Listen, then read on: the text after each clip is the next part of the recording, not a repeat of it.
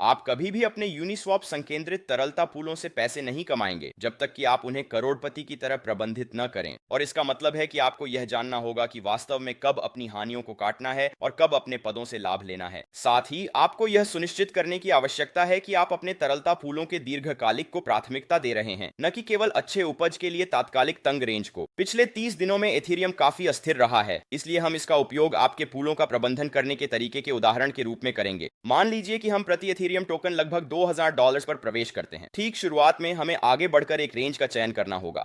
अब मैं केवल यहाँ $1 या यहाँ तक कि $1850 पर एक रेंज का चयन नहीं करूंगा, और इसका कारण यह है कि यह एक बहुत तंग रेंज है। यह एथेरियम के लिए नीचे की ओर जोखिम की अनुमति नहीं देता है। पिछले 30 दिनों में हमारा सबसे निचला मूल्य लगभग $1700 है। मुझे लगता है कि यह थोड़ा कम है और मैं व्यक्तिगत रूप से अभी एथेरियम के प्रति थोड़ा आशावादी हूँ, तो मैं आगे बढ़कर लगभग $50 के लिए जाता। इससे हमें कुछ उचित नीचे की ओर जोखिम मिलता है, लेकिन मेरी ऊपरी रेंज में कुछ बहुत बहुत ऊंचा चुनता, और इसका कारण यह है कि मैं यह सुनिश्चित करना चाहता हूं कि जब एथेरियम की कीमत बढ़े तो मैं पैसे कमाऊं और मैं अस्थायी हानि के कारण बहुत अधिक पैसे न खोऊं। क्योंकि याद रखें, हमारा लक्ष्य यहां बाजार को बेहतर प्रदर्शन करना है, और अगर हमारे पास बहुत अधिक अस्थायी हानि है तो हम बाजार को बेहतर प्रदर्शन नहीं करेंगे। इस मामले में मैंने वास्तव में अपनी तरलता पूल की ऊपरी रेंज के लिए 24 से चुना। प्रबंधन से पहले कि हम इसे सही तरीके से प्रबंधित करने के बारे में बात करें, मैं दिखाऊंगा कि गलत प्रबंधन के परिणाम। उसी उदाहरण का उपयोग करें। हम एथेरियम टोकन के लिए $2000 पर प्रवेश करते हैं, लेकिन हम लगभग 1877 से लेकर लगभग $2200 तक एक तंग रेंज का उपयोग करते हैं। हमें लगभग 124% वार्षिक उपज मिल रही है। लेकिन अगर एथेरियम गिरता है तो चलिए कहते हैं $183 पर, तो हम वास्तव में कुछ पैसे खो रहे हैं। तो हम $1000 डाल रहे हैं, लेकिन हम वास्तव में $45 खो रहे हैं, जो कि अगर हम इन प्रारंभिक संपत्तियों को अपने वॉलेट में रखते तो लगभग $10 अधिक होता। मान लीजिए एथेरियम गिरता रहता है और यह $8800 तक चला जाता है। अब हमने लगभग $90 खो दिए हैं, जबकि अगर हम इन संपत्तियों को अपने वॉलेट में रखते तो हम केवल लगभग $60 खोते। तो चूंकि हमारे पास इतनी तंग रेंज है, इसलिए स्थायी हानि बढ़ रही है, क्योंकि हमारी रेंज के निचले हिस्से पर जो $8370 है, हम इथेरियम में होंगे। इसका मतलब है कि हमें इथेरियम के प्रति जोखिम है, और इथेरियम वह संपत्ति है जिसकी कीमत गिर रही है।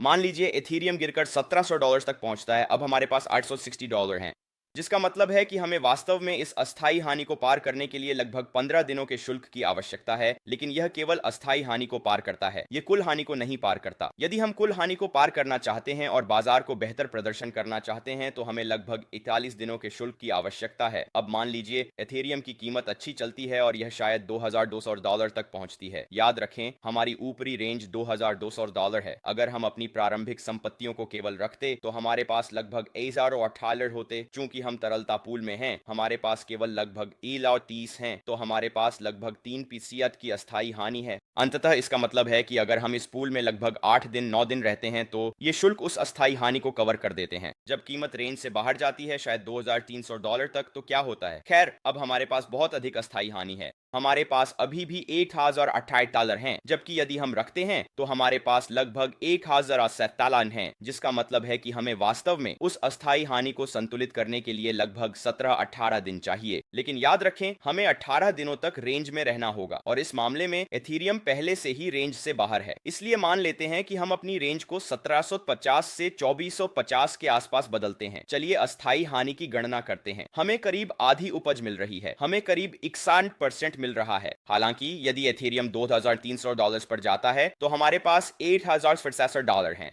अंततः यह पहले की तुलना में बहुत कम अस्थायी हानि है, और इस मामले में हमें इस अस्थायी हानि को संतुलित करने के लिए केवल लगभग 20 दिनों के शुल्क की आवश्यकता है। अब मान लेते हैं कि एथेरियम शायद $1800 पर जाता है, तो इस मामले में हमारे पास केवल लगभग $16 की अस्थायी हानि है, और इसका कारण यह है कि एक बार फिर हमारे पास एक व्यापक रेंज है, जिसका मतलब है कि अस्थायी हानि इतनी तेजी से नहीं आती। क्योंकि याद रखें, जब कीमत हमारी रेंज के नीचे होती है जो 1750 होगी, तो हम पूरी तरह से एथेरियम में होते हैं, और जब कीमत हमारी रेंज के शीर्ष पर होती है जो 2500 होगी, तो हम पूरी तरह से यूएसडीसी में होते हैं। अब आगे बढ़ने से पहले मेरे पास एक काफी व्यापक मुफ्त यूनिस्वैप V3 गाइड है, जिसे आप नीचे पहुंच सकते हैं। इंस्क्रिप्शन सुनिश्चित करें कि आप इसे आगे बढ़ाएं और अधिक जानने के लिए जांचें। अब चलिए बात करते हैं कि आप कब अपने केंद्रित तरलता पूलों को फिर से संतुलित करना चाह सकते हैं। तो कल्पना करें कि आपने एथेरियम में 80% और फिर यूएसडीसी में 20% डाला। इसका मतलब है कि आप कुल $1000 डाल रहे हैं। मान लीजिए कि उसमें से 800 एथेरियम है और 200 यूएसडीसी है। आप ऐसा क्यों करना चाहेंगे? लीजिए यदि आप अंततः बुलिश हैं। यदि आप बुलिश हैं तो आप अपनी रेंज को इस बिंदु पर रखना चाहते हैं कि आप एथीरियम में अधिकांश डाल रहे हैं, और इसका कारण यह है कि जैसे जैसे एथीरियम की कीमत बढ़ती है आपकी एक्सपोजर कम होती जाती है और आपका एथीरियम यूएसडीसी में परिवर्तित होने लगता है, जो अंततः बुरा है क्योंकि याद रखें आप बुलिश हैं और आप चाहते हैं कि कीमत बढ़ने पर पैसे कमाएं। इसलिए अपने पूल की शुरुआत में एथीरियम के प्रति एक अच्छा प्रारंभिक एक्सपोजर रखना, जैसे कि 80%, आपको एथीरियम पर लाभ कमाने की अनुमति देता है जैसे जैसे कीमत बढ़ती है। अंततः जब एथीरियम की कीमत बढ़ने लगती है तो आपके संपत्तियां एक दूसरे में स्थानांतरित हो जाएंगी, तो आपका एथीरियम यूएसडीसी में स्थानांतरित हो जाएगा जब तक कि आपके पास प्रत्येक संपत्ति का 50% न हो जाए। अब यहीं पर मैं एक बाजार देखता हूं और अपने पूल को फिर से संतुलित करता हूं और कहता हूं मुझे नहीं लगता कि कीमत इस बिंदु से नीचे जाएगी।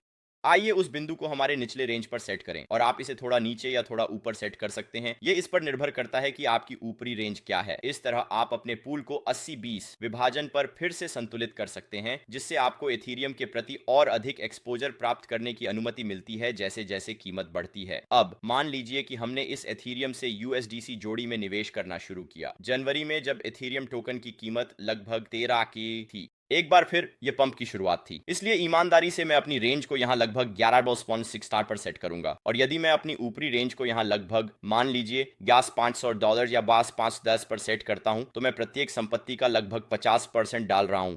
मेरे पास एथीरियम के लिए ऊपर की ओर एक्सपोजर नहीं है, या कम से कम इसका बहुत कम है, तो मैं जो कर सकता हूं वह यह है कि मैं अपनी ऊपरी रेंज यहां प्रतिरोध स्तर पर सेट कर सकता हूं, जो लगभग 1670 होगा, जो अंततः मुझे एथीरियम में लगभग 17% लगाने पर मजबूर करेगा, जो मेरे लिए पर्याप्त है। और बात यह है कि जैसे जैसे कीमत बढ़ने लगती है, चलो कहते हैं कि यह यहाँ लगभग 1500 पर पहुंच जाती है, मैं जो कर सकता हूं वह है अपने पूल को फिर से संतुलित करना। मैं निचली रेंज को शायद वहां ले जा सकता हूं जहां मैंने शुरुआत की थी, और फिर ऊपरी रेंज को और ऊपर ले जा सकता हूं, ताकि इस तरह जैसे जैसे कीमत फिर से बढ़ने लगती है मेरे पास एथीरियम के प्रति एक्सपोजर बना रहे। अब यह एक काफी व्यापक रेंज है। अगर बाजार इस तरह से चल रहा है और यह एक रेंजिंग मार्केट है, तो यह न तो बहुत अधिक चल रहा है और न ही बहुत कम।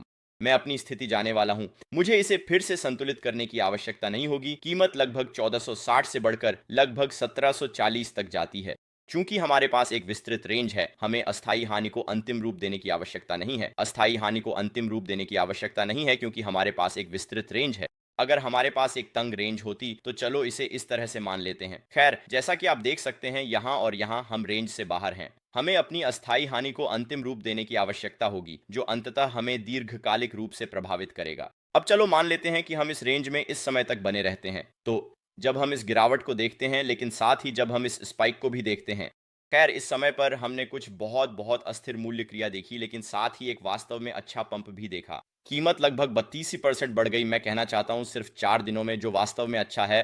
और वहीं मैं पुनर्संतुलन करता हूं। मैं इसे इन रेखाओं के अनुसार पुनर्संतुलित करूंगा। लगभग आया $500, शायद $2000। 2000 को समान रखें, और इसका कारण यह है कि एक बार फिर मैं एथीरियम के प्रति सकारात्मक हूं, और यह अंततः हमें एथीरियम के लिए अधिक अपसाइड एक्सपोजर देगा जब कीमत ऊपर उठने लगेगी। और फिर जैसे जैसे कीमत ऊपर उठती है, चलिए यहां कहते हैं, और बाजार कुछ समय के लिए रेंज में रहा है और स्थिर हो गया है, मैं लगभग उस कीमत पर पुनर्व्यवस्थित कर सकता हूं, लगभग 1700 प्रति एथीरियम टोकन। और मैं इसे इस तरह से पुनर्व्यवस्थित कर सकता हूं, बस कीमत को थोड़ा ऊपर ले जाए और इसे शायद 2100 तक ले जाए। और वैसे मैं यह उल्लेख करना चाहता हूं कि आप सचमुच मेरे यूनिस्वैप V3 पदों को मेरे मुफ्त डिस्कॉर्ड में नीचे विवरण में ट्रैक कर सकते हैं। मेरे पास मेरा वॉलेट पता सार्वजनिक है, और मेरे पास एक स्प्रेडशीट है जिसे आप संदर्भित कर सकते हैं, जिसका अर्थ है कि मैंने अपने पैसे को अपनी बातों के साथ रखा है, और यही मैंने अपनी रणनीति के साथ किया। एक बार फिर जैसे ही एथीरियम की कीमत यहां ऊपर की ओर बढ़ने लगती है, मैं अपनी स्थिति को इस तरह से फिर से व्यवस्थित कर सकता हूं, इसे उस पिछले स्तर पर ले जाकर, और इसे शायद $2300 तक बढ़ा सकता हूं, क्योंकि शायद मैं एथीरियम के प्रति और भी बुलिश हो रहा हूं। अंततः इस मामले में मैं शायद लगभग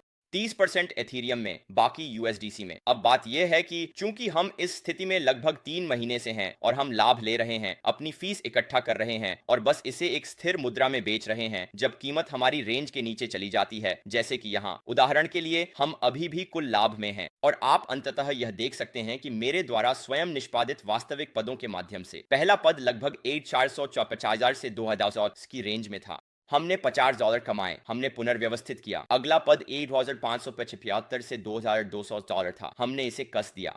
हमने $35 कमाए। अगला पद 1700 से 3300 था, हमने 110 कमाए। और फिर वर्तमान स्थिति वास्तव में $126 नीचे है, और उस स्थिति की रेंज लगभग 1750 से 24,750 है। हमने पिछली स्थिति से $102 का लाभ कमाया। हमने स्थायी नुकसान में ज्यादा अंतिम रूप नहीं दिया। हम लाभ को फाइनल करते हैं, ठीक है, इसलिए आपको इसे घटाना चाहिए। हम अभी भी यहाँ कुल 66 का लाभ में हैं, जो अच्छा है, और यहाँ का लक्ष्य बाजार को बेहतर प्रदर्शन करना है। समग्र बाजार लगभग 2.7% नीचे है, जबकि हमारा पोर्टफोलियो केवल लगभग 0.5% नीचे है। तो जैसा कि आप देख सकते हैं, हम समग्र क्रिप्टो बाजार को बेहतर प्रदर्शन कर रहे हैं। हम अभी भी नीचे हैं, लेकिन हमारा लक्ष्य बाजार को बेहतर प्रदर्शन करना है। इसलिए चूंकि हम उच्च लाभ वाले जोड़ों को चुन नहीं रहे हैं, हम बाजार को बेहतर प्रदर्शन करने के लिए ब्लू चिप जोड़ों को चुन रहे हैं। हमारी रणनीति अंततः काम कर रही है और समय के साथ पैसे उत्पन्न करने जा रही है। यही कारण है कि रणनीति होना महत्वपूर्ण है और यह जानना कि जब आपकी स्थितियां कुछ मूल्य बिंदुओं पर पहुंचती हैं तो आपको क्या करना है। इसके अलावा मैंने एथीरियम से यूएसडीसी के साथ बहुत छोटे समय के पूल और एथीरियम से यूएसडीसी के साथ बहुत लंबे समय के पूल चलाए हैं, और मुझे हमेशा लगता है कि मध्यवर्ती जमीन सबसे अच्छी काम करती है, और वहीं पर आपके पास एक अर्ध छोटी रेंज होती है लेकिन एक अर्ध लंबी रेंज भी होती है। इसलिए 1700 से 1900 प्रति एथीरियम की रेंज या 8000 से 3000 प्रति एथीरियम की रेंज के बजाय आप लगभग 1500 से 2500 या 1500 से 3300 या कुछ इसी तरह की रेंज करते हैं। यह सब आपके पुलों का बैक टेस्टिंग करने के बारे में है। यह सब एक रणनीति होने के बारे में है, और यदि आपके पास प्रश्न हैं तो सुनिश्चित करें कि आप मुफ्त डिस्कॉर्ड पर शामिल हों और मदद मांगें। मेरे पास वह मुफ्त गाइड भी है जो नीचे विवरण में लिंक किया गया है, ताकि मैं आपकी मदद कर। यदि आपको यह पसंद आया तो लाइक करें, सब्सक्राइब करें, नोटिफिकेशन चालू करें। मैं आपसे अगले वीडियो में मिलूंगा। शांति।